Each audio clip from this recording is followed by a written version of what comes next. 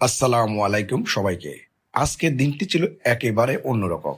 আমরা মূলত শুটিং এর কাজে চলে এসেছিলাম নাঙ্গলকোট বাজারে। শুটিং শেষ করে যখন বাড়ির উদ্দেশ্যে রওনা হলাম, তখনই হঠাৎ রাস্তার পাশে চোখ পড়ল এক বিশাল গাছের নার্সারি। দূর থেকে সবুজের সমারোহ আমাদের দৃষ্টি কেড়ে নিল। কৌতূহল সামলাতে না পেরেই ভিতরে ঢুকে পড়লাম। ভিতরে ঢুকে যেন মনে হলো প্রকৃতির এক অন্য জগতে চলে এসেছি। সারি সারি সাজানো ছোট বড় অসংখ্য গাছের চারা, ফুলের গাছ, ফলের গাছ, ওষুধ গাছ, ছায়া দেওয়া গাছ, শোপিস হিসেবে রাখার জন্য ব্যবহারিক গাছ, কি নেই সেখানে। প্রতিটি গাছ খুব যত্ন করে সাজানো হয়েছে, আর পুরো পরিবেশ ছিল অত্যন্ত পরিচ্ছন্ন ও মনোমুগ্ধকর।